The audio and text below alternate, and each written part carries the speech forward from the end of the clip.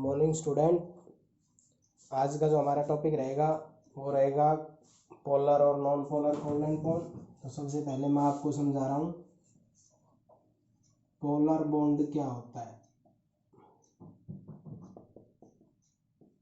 Polar, इस word से ही आपको समझ में आया होगा कि पोल से बड़ा पोलर। अब पोल क्या होता है, हमारे फिजिक्स या केमिस्ट्री में पोल का मतलब होता है पॉजिटिव और नेगेटिव चार्ज। अगर एक साथ कलेक्टिव हम यूज कर लें तो उसको हम क्या बोलते हैं, पोल। ये डिस्टेंस हो गई है, ठीक है। तो पॉजिटिव का मतलब क्या होता है, इलेक्ट्रॉन लॉस। नेगेटिव का मतलब क्या होता है, इलेक्ट्रॉन गेन। तो जो इलेक्ट्रॉन गेन से बने और लॉस से बने। अब मैं एग्जांपल लेके चलता हूँ, जैसे एक एग्जांपल लेके चलता हूँ मैं H2O का, एक लेके चलता हूँ मैं HCl का। H2O में क्या होता है, H2 में क्या होता है, एक इलेक्ट्रॉन इसके पास होता है, एक इलेक्ट्रॉन इसके पास होता है, ये शेयर हुआ और इसमें ये शेयर हुआ। ऐसे ही Cl में इसमें ये है 2 4 6 7, इसमें ये शेयर हुआ, इसमें ये शेयर हुआ। ये तो है होमो एटॉमिक के लिए, और ये क्या है, हेटेरो एटॉमिक के लिए। होमो का मतलब होता है सेम, यानी कि जब कोई दो एटम जिनकी इलेक्ट्रोनेगेटिविटी सेम होती है और वो अगर टच में आते हैं, तो जैसे ये H और H है, तो ये इलेक्ट्रॉन शेयरिंग है इसका, ये इस इलेक्ट्रॉन को अपनी तरफ अट्रैक्ट नहीं कर सकता, ये नहीं कर सकता। क्यों? क्योंकि दोनों की पावर क्या है, सेम है। तो इस तरह का जो ये बॉन्ड बना, इसमें कोई भी पॉजिटिव नेगेटिव चार्ज क्रिएट नहीं होगा। क्यों? क्योंकि दोनों की इलेक्ट्रोनेगेटिविटी क्या है, बिल्कुल एग्जैक्टली सेम, यानी कि दोनों बिल्कुल सेम पावर के सामने आ गए। ना ये इसको खींच सकता है, ना इसको खींच सकता है। इसलिए ये जो बॉन्ड बनता है इसको तो कहते हैं हम नॉन पोलर। क्या कहते हैं इसको, तो नॉन पोलर। अब दूसरे इस केस में आते हैं, H और Cl के केस में। जो Cl होता है ये इलेक्ट्रॉन गेन करने की टेंडेंसी रखता है टू कंप्लीट देयर ऑक्टेट, और जो ये हाइड्रोजन होता है ये गेन और लॉस दोनों की दोनों नेचर रखता है। इसलिए क्या होता है, जो H और Cl में होता है, जब इनके बीच में शेयरिंग हो जाती है, तो शेयरिंग करने के बाद में Cl इस इलेक्ट्रॉन की टेंडेंसी क्लोरीन की तरफ होती है, इसलिए नेगेटिव, और ये इस तरफ होती है इसलिए पॉजिटिव। ये इसकी इलेक्ट्रॉन की टेंडेंसी इधर होती है। क्यों? क्योंकि क्लोरीन की इलेक्ट्रॉन एक्टिविटी हाइड्रोजन की इलेक्ट्रॉन एक्टिविटी से ज्यादा है। इलेक्ट्रॉन एक्टिविटी का मतलब होता है the tendency of an atom to attract the share pair of electron. तो इसमें जो बॉन्ड बना इसको क्या बोलेंगे हम, इसको बोलेंगे पोलर। इसको क्या बोलेंगे, पोलर, ठीक है। तो कहने का मतलब क्या हुआ, पोलर नॉन पोलर का मतलब हुआ, पोलर कोवलेंट बॉन्ड तो हुआ आपका ए टाइप ऑफ कोवलेंट। दोनों के दोनों देखो शेयरिंग हो रही है दोनों के अंदर, तो इसलिए दोनों टाइप ऑफ कोवलेंट बॉन्ड ही है। A type of covalent bond between two atoms in which electrons are shared unequally, जिसके अंदर जो इलेक्ट्रॉन्स होते हैं, पोलर की बात कर रहे हैं, इलेक्ट्रॉन्स कैसे शेयर होते हैं, इलेक्ट्रॉन्स आर शेयर्ड अनइक्वली, यानी कि unequal number of electron share होते हैं बिकॉज ऑफ, इस जैसे H और Cl था 2 4 6 7 और यहाँ 1, तो अनइक्वल ही है। जब दोनों के unequal number of electron share हो रहे हो, और इसमें क्या होता है, one end of the molecule है slightly negative charge and another molecule है स्लाइटली पॉजिटिव चार्ज। जब ये अनइक्वल होता है तो एक की टेंडेंसी क्या हो जाती है, ज्यादा हो जाती है, और दूसरे की टेंडेंसी क्या रहती है, कम। मीन्स ये ज्यादा हाई इलेक्ट्रोनेगेटिव होता है और ये क्या होता है, लेस। तो जिस वजह से दोनों के बीच में एक इलेक्ट्रोनेगेटिव डिफरेंस आता है, जिस वजह से क्लोरीन है उस हाइड्रोजन के इलेक्ट्रॉन को अपनी तरफ अट्रैक्ट करने की टेंडेंसी रखता है। इसी तरह से ये आपके पास बॉन्ड बनता है कोवलेंट बॉन्ड, बट टेंडेंसी इस तरह से ये आपकी होती है। तो इस तरह के जो बॉन्ड बनते हैं उनको क्या बोलते हैं हम, polar covalent bond. A type of covalent bond between two atoms in which electron are shared unequally, electrons unequally share होते हैं।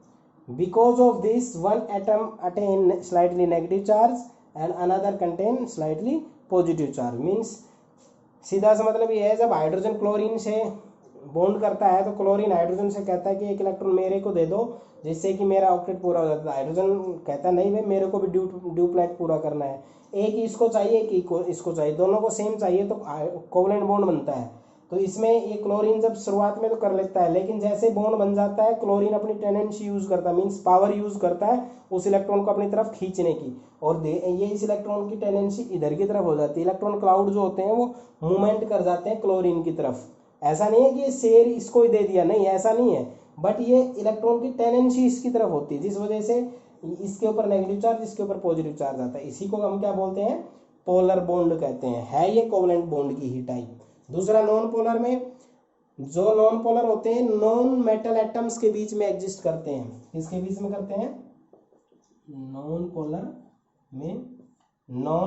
में करते हैं जो नॉन मेटल आपके आमतौर पे होते हैं, मींस गैस, जैसे H2, O2, N2, F2, Cl2, Br2 इनके अंदर, ठीक है। और इनमें वो एटम अटैच होते हैं इक्वल इलेक्ट्रोनेगेटिविटी,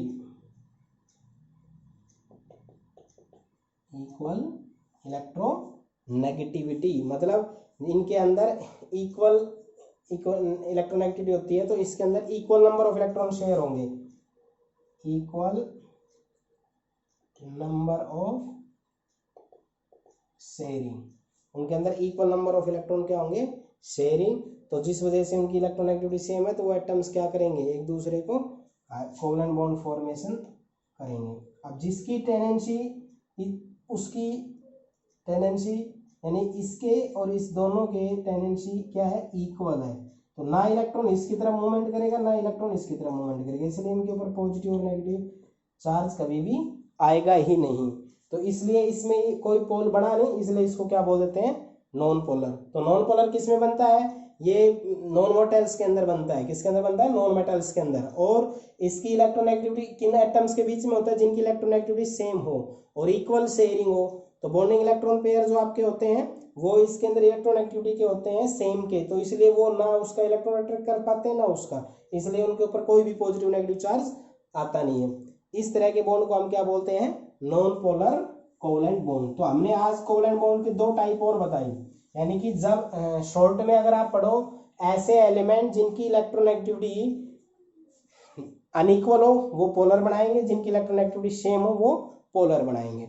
अब इनके बाद में आता है डाइपोल मोमेंट। क्या होगा, डाइपोल मोमेंट। अब डाइपोल मोमेंट के लिए जैसे आपके पास H और Cl था, ये नेगेटिव चार्ज ये पॉजिटिव, तो मैं ऐसे करता हूँ, इसको मैं ऐसे पॉजिटिव लेता हूँ, इस नेगेटिव को मैं ऐसे लेता हूँ, ठीक है। ये दोनों के कहीं ना कहीं फाइनाइट डिस्टेंस में H और Cl के बीच की कुछ ना कुछ अपनी बॉन्ड लेंथ होगी, उस बॉन्ड लेंथ को मैं D से रिप्रेजेंट कर देता हूँ। किससे कर देता हूँ, D से, ठीक है। तो इसके ऊपर तो प्लस क्यू चार्ज हो गया, इस पे माइनस क्यू चार्ज हो गया, तो इसको कहते हैं हम डाइपोल। क्या कहते हैं इसको, डाइपोल, मैंने मीन्स दो पोल, पॉजिटिव और नेगेटिव पोल। तो इसका मतलब क्या हुआ, डाइपोल क्या हुआ, a pair of equal and opposite charge separated by finite distance. एक पॉजिटिव और नेगेटिव चार्ज का वो पेयर जो फाइनाइट डिस्टेंस पे रखा हो उसको क्या कहते हैं हम, डाइपोल कहते हैं। अब डाइपोल के बाद से बनता है डाइपोल मोमेंट। डाइपोल मोमेंट क्या होता है, इनमें से कोई भी चार्ज ले लो, उसका मैग्नीट्यूड ले लो, तो क्या होगा Q, और उनके बीच की सेपरेशन ले लो D, तो उसको क्या कहेंगे, म्यू। क्या कहेंगे उसको, म्यू। तो ये जो म्यू आपका होता है ये आपका होगा डाइपोल मोमेंट का नोटेशन। तो Q तो क्या हो गया, any one of the charge, जो any one of the charge होता है उसका मैग्नीट्यूड यूज करेंगे। पॉजिटिव हो तो भी पॉजिटिव, नेगेटिव हो तो नेगेटिव। मैग्नीट्यूड का मतलब जानते हैं, पॉजिटिव, इसका मैग्नीट्यूड पॉजिटिव ही आएगा और इसका जो आएगा वो पॉजिटिव ही आएगा। तो इस तरह से जो पॉजिटिव मैग्नीट्यूड होता है उस चार्ज को ले लिया और उनके बीच की सेपरेशन हमने फाइनाइट ले ली और उनके प्रोडक्ट को यूज किया, तो हमने क्या बोला उसको, डाइपोल मोमेंट। तो डेफिनेशन क्या दोगे, the product of magnitude of the charge and the distance between, या distance of separation between the charge, यानी कि magnitude of charge multiply by distance, magnitude of charge और उसके बीच की जो डिस्टेंस होती है उसका प्रोडक्ट आपका क्या होता है, डाइपोल मोमेंट। यहां से यूनिट बनाएंगे तो चार्ज की यूनिट तो कूलाम होती है, डिस्टेंस की मीटर होती है, तो कूलाम मीटर इसकी यूनिट होगी, ये वेक्टर क्वांटिटी होगी। डायरेक्शन जैसे HCl है, ये डायरेक्शन हो जाएगी, ठीक है। अब मैं डाइपोल मोमेंट आपको बता दिया है, अब मैं इसकी एक यूनिट और बता देता हूँ, इसकी यूनिट होती है डिबे, क्या डिबे, इसको डी से डिनोट करेंगे, ठीक है। अब CO2 जैसे कुछ का डाइपोल मोमेंट निकालना हो तो से बना लेते हैं COO का ये, ठीक है। तो क्या करेंगे, ये इलेक्ट्रोनेगेटिव ज़्यादा है ना, उसकी तरफ एरो दिखाया करो, ऐसे करो, ये इसका मतलब है इसके इलेक्ट्रॉन की टेंडेंसी इधर की तरफ है, ऑक्सीजन की तरफ, इसमें ये इसकी तरफ है, तो इसको इसने अपनी तरफ अट्रैक्ट किया, इसने अपनी तरफ अट्रैक्ट किया, जितनी टेंडेंसी इधर की तरफ उतनी इधर की तरफ, तो नेट बीच में कितनी आ जाएगी, जीरो, इसलिए डाइपोल मोमेंट क्या आएगा इसका, जीरो। वाटर के लिए आए तो जैसे ये H है, दूसरा ये H है, तो इसमें क्या होगा, इसमें ऑक्सीजन है तो डायरेक्शन ऑक्सीजन की तरफ होगी, इसको दिखाएं और इसको दिखाएं, ये कैंसिल आउट नहीं हो रही, तो नेट रिजल्टेंट इस तरफ आएगा इसका, क्या इस तरफ इसका कोई ना कोई रिजल्टेंट आएगा, ठीक है। तो ये रिजल्टेंट जो भी आए उसकी वो वैल्यू होगी। तो इस तरह से हम डाइपोल मोमेंट चेक करते हैं। आपको ये देखना है जो एलिमेंट जिसकी इलेक्ट्रोनेगेटिविटी ज़्यादा होती है उसकी तरफ इलेक्ट्रॉन की टेंडेंसी होगी। अब इसकी इम्पोर्टेंस क्या है, इम्पोर्टेंस होती है फर्स्ट, जो आपके पास पोलर है या नॉन पोलर है, इनका डिस्टिंक्शन करते हैं ये कि पोलर कोवलेंट बॉन्ड या नॉन पोलर कोवलेंट बॉन्ड अगर है, तो अगर पोलर है और नॉन पोलर है तो ऐसे याद रखोगे, नॉन पोलर जो आपका होता है उसका डाइपोल मोमेंट जीरो होता है। तो जैसे भी मॉलिक्यूल आपको दिया जाए, जैसे H2 है और HCl है, तो हम इसका डाइपोल मोमेंट निकालेंगे, इसका डाइपोल मोमेंट जीरो आया, तो इसका मतलब ये नॉन पोलर मॉलिक्यूल, इसका जीरो नहीं आया, इसका मतलब ये पोलर मॉलिक्यूल। पहला डाइपोल मोमेंट जो आपका होता है उससे हम पोलैरिटी चेक कर सकते हैं, जिसके अंदर डाइपोल मोमेंट जीरो होगा वो नॉन पोलर होगा, और जिसमें जीरो नहीं होगा वो आपका क्या होगा, पोलर मॉलिक्यूल्स होगा। दूसरा परसेंटेज आयनिक कैरेक्टर निकाल सकते हैं, क्या निकाल सकते हैं, परसेंटेज आयनिक कैरेक्टर।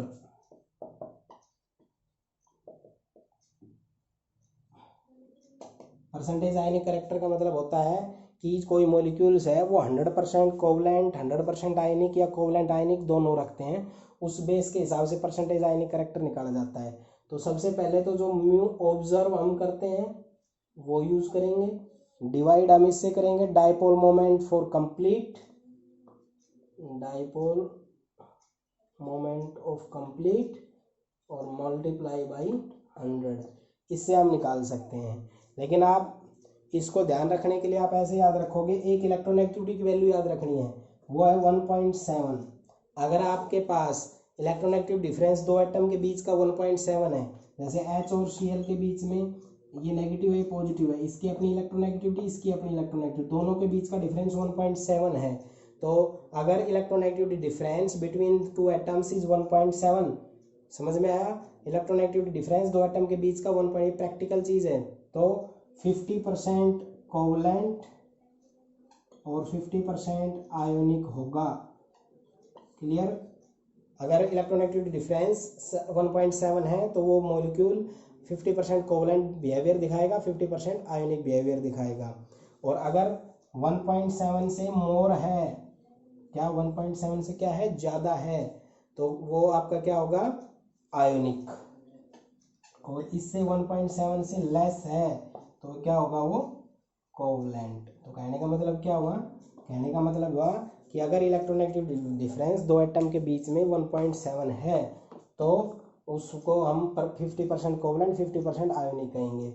और अगर 1.7 से ज़्यादा है तो उस मॉलिक्यूल्स को हम कहेंगे वो आयोनिक ज़्यादा है, और जिसके अंदर 1.7 से क्या है, लेस है, तो उसको हम बोलेंगे कोवलेंट ज़्यादा है, ठीक है।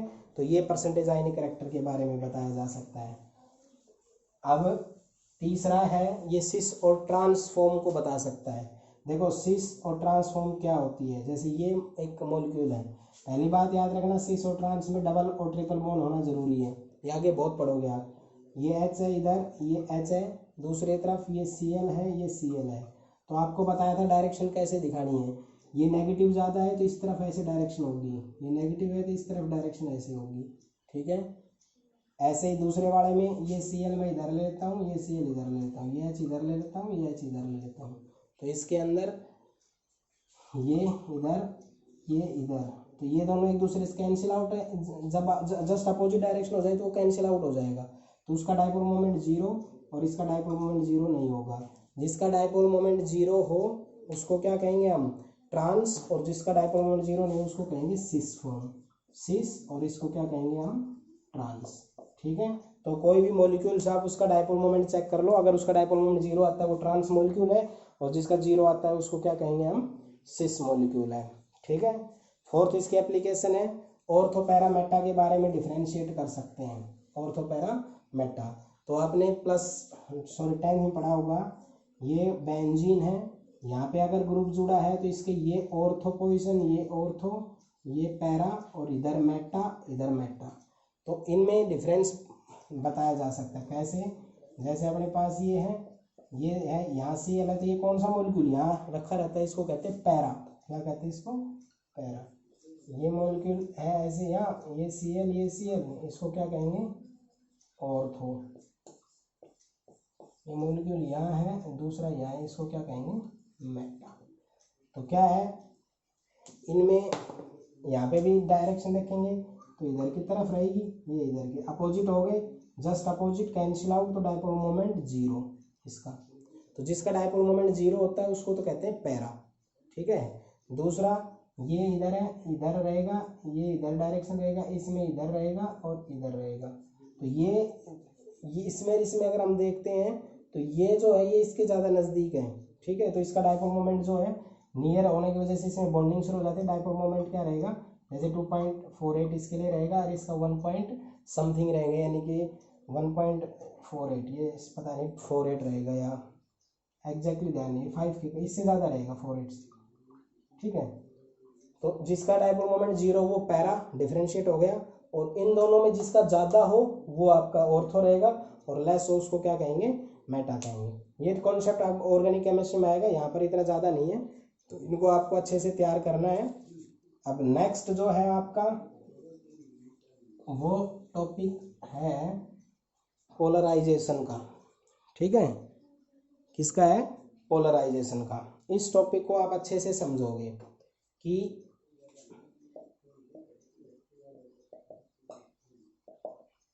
पोलराइजेशन क्या होता है।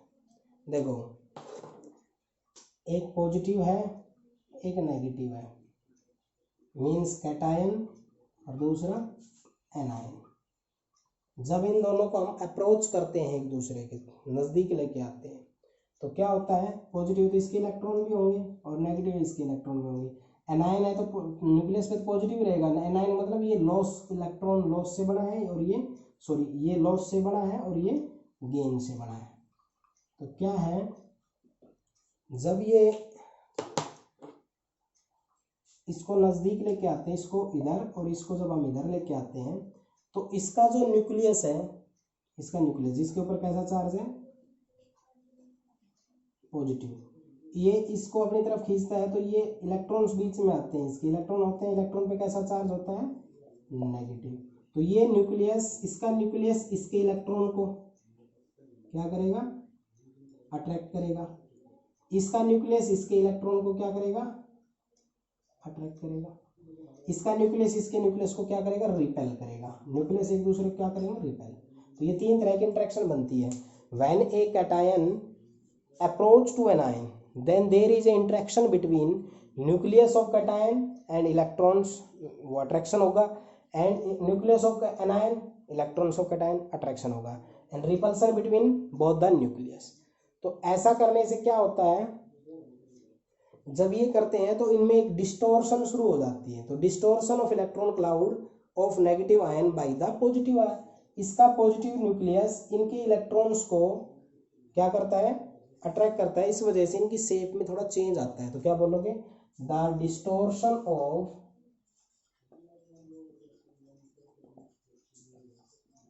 क्या बोला, the distortion of electron cloud of, electron cloud का मतलब हो गया इनके इलेक्ट्रॉन्स का, electron cloud of the negative ion, जो नेगेटिव आयन होते हैं उनके इलेक्ट्रॉन का, bye the positive ion, bye the positive ion. यानी कि जब हम कैटायन एनायन को एक दूसरे से अप्रोच करते हैं ना, तो न्यूक्लियस, इसका कैटायन का न्यूक्लियस और एनायन के इलेक्ट्रॉन्स के बीच में एक अट्रैक्शन होता है, उसकी वजह से उनके अंदर एक डिस्टोर्शन शुरू हो जाता है और इनकी शेप जो है वो थोड़े इस तरह से क्या हो जाती है, बदल जाती है। इस तरह की शेप में जो बदलाव आता है उसको हम क्या कहते हैं, पोलराइजेशन। क्या कहते हैं उसको हम, पोलराइजेशन। तो the distortion of electron cloud of the negative ion means negative ion के electrons by the positive ion. तो पॉजिटिव का कौन करेगा, न्यूक्लियस। तो न्यूक्लियस, इसके न्यूक्लियस में और इनके इलेक्ट्रॉन्स में, या इनके जो न्यूक्लियस और इनके इलेक्ट्रॉन के बीच में जब अट्रैक्शन होती है उसकी वजह से उसकी हल्की सी शेप क्या हो जाती है, चेंज हो जाती है। उसको कहते हैं पोलराइजेशन। मीन्स पोलराइज हो गया, जो जिस तरफ अट्रैक्ट हुआ उधर नेगेटिव, जिस तरफ लॉस हुआ उधर पॉजिटिव। ठीक है। अब एक डेफिनेशन और बनती है, पोलराइजिंग पावर। पोलराइजिंग पावर ये क्या होती है पावर, ये होती है कैटायन की, कि power of cation when cation and ion approach each other, ऐसे लिखोगे, when cation and anion approach each other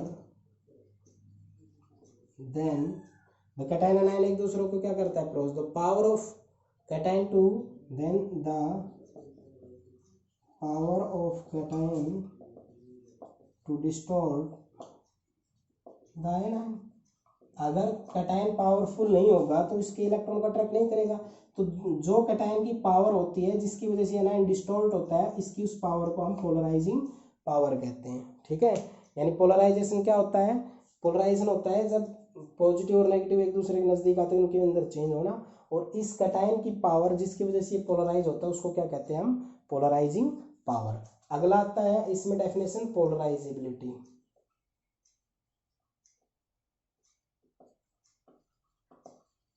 polarisability, polarisability होती है एनायन जो होता है उसकी tendency, tendency of an anion to polarise, उसको कहेंगे पोलराइजिबिलिटी। सिंपल सा बात है, जब पॉजिटिव नेगेटिव एक दूसरे के नजदीक आते हैं तो इसका न्यूक्लियस इसके इलेक्ट्रॉन को अट्रैक्ट करता है, तो उसमें क्या हो जाता है, थोड़ा डिस्टोर्शन आ जाता है, उसको कहते हैं पोलराइजेशन। इसकी कैटायन की पावर को कहेंगे पोलराइजिंग पावर, और एनायन की टेंडेंसी क्या कहलाएगी, आपकी पोलराइजिबिलिटी। ठीक है। तो इनके लिए आपको एक रूल पढ़ना पड़ेगा जिसको कोवलेंट कैरेक्टर बताने के लिए हम यूज करते हैं, उसको कहते हैं फेजन रूल। क्या कहते हैं उसको, फेजन रूल। फेजन नाम के साइंटिस्ट ने एक रूल दिया कि हम जो आयनिक मॉलिक्यूल्स होते हैं उनमें कितना कोवलेंट कैरेक्टर होगा, इसको हम बताएंगे। तो उसने कहा कि हम क्या देखते हैं, सबसे पहले small size of cation. Simple सी बात है, इसको समझो ध्यान से। कैटायन का स्मॉल साइज होगा तो ये कैटायन है, इसका देखो बड़ा साइज होगा तो न्यूक्लियस यहाँ रहेगा, और बड़ा साइज होगा तो इलेक्ट्रॉन्स देखो काफी दूर तक रहे, यहाँ तक है। तो ये न्यूक्लियस और अट्रैक्ट करना है एनायंस के इलेक्ट्रॉन्स को, तो इनके बीच की डिस्टेंस ज़्यादा हो जाएगी। स्मॉल साइज रहेगा तो क्या होगा, स्मॉल साइज रहेगा तो जो एनायन है, इलेक्ट्रॉन्स जो एनायंस के हैं उनको ये ज़्यादा अट्रैक्ट कर पाएगा। तो कहने का मतलब क्या हुआ, smaller the size of the cation greater its polarising power. ऐसे बोलो, polarising power of cation decrease with increase in size, because to increase in size the distance between the nucleus and the outermost shell of the electron is increased, so they cannot distort या slightly distort। तो इसका मतलब क्या हुआ कि आपको जब भी कोई कोवलेंट कैरेक्टर देखना है तो सबसे पहले क्या देखोगे, स्मॉल साइज ऑफ कैटायन। जैसे अपने पास ये है LiCl, NaCl, KCl, तो आप सबसे पहले इनमें बताओ कौन ज़्यादा कोवलेंट है। आपको देखना है स्मॉल साइज ऑफ कैटायन, इसमें और इसमें देखना है। नीचे का साइज बड़ा तो इसका साइज सबसे छोटा होगा, इसका साइज छोटा होगा तो ये एनायन तो सेम है, तो इसकी कैटायन का जितना साइज छोटा होगा उतनी ज़्यादा उसकी पोलराइजिंग पावर होगी। पोलराइजिंग पावर ज़्यादा का मतलब होता है वो न्यूक्लियस जो होता है कैटायन का, वो एनायन के इलेक्ट्रॉन को उतना ही ज़्यादा अपनी तरफ अट्रैक्ट कर सकता है, जिस वजह से क्या हो जाएगा, पोलराइजेशन ज़्यादा होगी। पोलराइजेशन ज़्यादा होगी तो कोवलेंट कैरेक्टर ज़्यादा होगा। तो इसका मतलब क्या हुआ, smaller the size of the cation greater be its polarising power and polarising power of cation decrease with increase in size. अगर इनका साइज बढ़ता है तो न्यूक्लियस और लास्ट इलेक्ट्रॉन के बीच की डिस्टेंस बढ़ जाती है, जिसके कारण उनके बीच की जो पोलराइजेशन है, पोलराइजिंग पावर वो कम हो जाती है, ठीक है, और वो एनायन को डिस्टॉर्ट कम करेगा। इस वजह से क्या होगा, आपका कोवेलेंट कैरेक्टर ज़्यादा हो जाएगा। तो इसका मतलब हुआ कि अगर आपका साइज ऑफ कैटायन स्मॉल है तो पोलराइजिंग पावर ज़्यादा होगी। दूसरा है लार्ज साइज ऑफ एनायन। अब देखो एक बात, एनायन का साइज बड़ा इसलिए होना चाहिए कि जैसे ये न्यूक्लियस है अपने पास, अगर ये न्यूक्लियस है, ये अट्रैक्ट तो ये भी करता है, तो अगर इसका साइज बड़ा होगा तो इनके इलेक्ट्रॉन इसके बीच की अट्रैक्शन क्या होगी, कम होगी, तो इसकी टेंडेंसी ऑफ पोलराइजेशन ज़्यादा होगी। तो दो बातें ध्यान रखनी है, कैटायन का साइज छोटा होना चाहिए, एनायन का बड़ा होना चाहिए। कैसे, polarising power increase with increase in size of the anion. If size of the anion is increase then there is a less attraction between the nucleus of the anion and electrons of the anion. इनके बीच का जो personal attraction है वो कम होगा अगर इसका size बड़ा होगा, इसलिए इस न्यूक्लियस को इनके इलेक्ट्रॉन खींचने में क्या रहेगी, आसानी रहेगी, जिसकी वजह से पोलराइजेशन क्या हो जाएगा, ज़्यादा। यानी कि कैटायन का साइज छोटा होगा तो पोलराइजिंग पावर ज़्यादा होगी, एनायन का साइज अगर बड़ा होगा तो उनकी पोलराइजिबिलिटी क्या होगी, ज़्यादा होगी, जिस वजह से कोवेलेंट कैरेक्टर ज़्यादा होगा। तो साइज ऑफ कैटायन चेक करोगे, फिर साइज ऑफ एनायन चेक करोगे। तीसरे नंबर पे चेक करोगे charge on ion. Charge on ion का मतलब जैसे ये पूछ लिया PCl3 PCl5, इसका चार्ज +3 है, इसका चार्ज +5 है, तो कोवेलेंट कैरेक्टर किसका ज़्यादा होगा, जिसका चार्ज ज़्यादा होगा। Larger the charge on the cation greater, देखो पॉजिटिव चार्ज ज़्यादा होगा, greater be its polarising power, and अगर कैटायन का चार्ज ज़्यादा होगा तो पोलराइजिंग पावर ज़्यादा होगी, और जो एनायंस के इलेक्ट्रॉन है वो जो उनको अट्रैक्ट करने की जो टेंडेंसी है वो क्या रहेगी, ज़्यादा, और पोलराइजेशन क्या हो जाएगा आपका, ज़्यादा हो जाएगा। जैसे आपसे ये कह दिया जाए NaCl और MgCl2 में बताओ किसका ज़्यादा होगा, तो इसका चार्ज +1, इसका चार्ज +2। अगर इसका चार्ज +2 है तो इसमें न्यूक्लियस और लास्ट इलेक्ट्रॉन के बीच की अट्रैक्शन ज़्यादा होगी, मीन्स इसकी पोलराइजिंग पावर क्या रहेगी, ज़्यादा रहेगी। पोलराइजिंग पावर ज़्यादा रहेगी तो कोवेलेंट कैरेक्टर ज़्यादा रहेगा। तो याद रखना, स्मॉल साइज ऑफ कैटायन ज़्यादा रहेगा, अगर साइज ऑफ कैटायन स्मॉल रहेगा तो क्या होगा, अट्रैक्शन ज़्यादा रहेगी, पोलराइजेशन ज़्यादा होगा, पोलराइजिंग पावर ज़्यादा होगी, जिसकी वजह से कोवेलेंट कैरेक्टर ज़्यादा होगा। दूसरा large size of anion, anion का साइज लार्ज होगा, न्यूक्लियस और लास्ट इलेक्ट्रॉन के बीच की अट्रैक्शन क्या होगी, कम होगी, जिस वजह से ये कैटायन इनके इलेक्ट्रॉन को अपनी तरफ अट्रैक्ट ज़्यादा कर सकता है, जिससे कोवेलेंट कैरेक्टर क्या होगा, ज़्यादा होगा, मीन्स पोलराइजिंग पावर बढ़ जाएगी या इसकी टेंडेंसी टू पोलराइज ज़्यादा रहेगी। तीसरा, ये जब दोनों देख लें उसके बाद देखना है charge on ion. Higher the charge on ion या large the charge on cation greater be the polarising power, means large the charge on anion greater be its tendency to polarise, means इनका charge जितना ज़्यादा होगा तो polarising power ज़्यादा होगी, anion का charge ज़्यादा होगा तो पोलराइजिबिलिटी ज़्यादा होगी, जिसकी वजह से कोवेलेंट कैरेक्टर क्या रहेगा आपका, ज़्यादा रहेगा। चौथा रहता है जिसके लास्ट इलेक्ट्रॉन सेल में 18 इलेक्ट्रॉन हो उसकी पोलराइजिंग पावर क्या रहेगी, ज़्यादा रहेगी। ये एक छोटा सा ही पॉइंट है, वो एलिमेंट जिसकी इलेक्ट्रॉनिक कॉन्फ़िगरेशन जो होती है वो फुलफिल्ड अगर होती है तो उसको अट्रैक्ट करने की टेंडेंसी औरों के कंपैरिजन में क्या रहेगी, ज़्यादा रहेगी। तो आपको ये जब क्वेश्चन इसके ऊपर सोल्व करना है, इन पे ऑब्जेक्टिव आ जाते हैं, जैसे ऐसे कह दिया जाए LiCl NaCl KCl, अगला ऐसे कह दिया जाए NaCl NaBr NaI, एक ऐसे कह दिया जाए NaCl MgCl2 AlCl3। बताओ कौन ज़्यादा कोवेलेंट होगा। तो आपको देखना है सबसे पहले कैटायन का साइज, सबसे पहले क्या देखना है, स्मॉल साइज ऑफ कैटायन। तो इसमें देखें ये एनायन तो सेम है, ये लिथियम सोडियम पोटासियम डाउन में आएगा तो बढ़ रहा है, तो ये सबसे छोटा इसका रहेगा, तो पोलराइजिंग पावर ज़्यादा रहेगी कोवेलेंट कैरेक्टर, तो इसके हिसाब से तो आपका ये बन गया। दूसरा है large size of anion, anion का साइज ज़्यादा होना चाहिए, तो ये तो सेम है, तो ये देखेंगे क्लोरीन ब्रोमीन आयोडीन, तो सबसे बड़ा साइज इसका, तो इसका कोवेलेंट कैरेक्टर क्या रहेगा, सबसे ज़्यादा रहेगा। तीसरा है चार्ज, ये सेम ये अलग अलग, तो इसका चार्ज देखेंगे जब ये डिफरेंट हो, तो सबसे ज़्यादा चार्ज इसका, तो AlCl3 MgCl2 और फिर NaCl। चार्ज इनके ऊपर ज़्यादा है तो पोलराइजिंग पावर ज़्यादा रहेगी, पोलराइजिंग पावर अगर ज़्यादा रहेगी तो उनका कोवेलेंट कैरेक्टर क्या रहेगा, ज़्यादा रहेगा। तो आपको जब भी कोवेलेंट कैरेक्टर चेक करना हो तो आपको याद रखना है स्मॉल कैटायन का साइज छोटा होगा तो पोलराइजिंग पावर ज़्यादा होती है, इसलिए कोवेलेंट कैरेक्टर ज़्यादा। एनायन का साइज लार्ज तो पोलराइजिंग पावर ज़्यादा, पोलराइजिबिलिटी ज़्यादा, कोवलेंट कैरेक्टर ज़्यादा। Higher the charge on the cation more will be the polarising power, more will the covalent character, या higher the charge on anion more will be the covalent character. तो ये 3 points देख के आप covalent character को भी check कर सकते हो। तो आज मैंने 2 टॉपिक बताए हैं, डायपोल मोमेंट और पोलराइजिंग पावर। तो इन दोनों टॉपिकों को आप अच्छे से ध्यान से तैयार करेंगे। इनसे रिलेटेड नोट्स जो हैं वो मैं कल आपको सेंड कर चुका था, आज उनको अच्छे से दोबारा से मैं सेंड कर दूंगा, अच्छे से लिख लें और इनको अच्छे से तैयार करें। Thank you.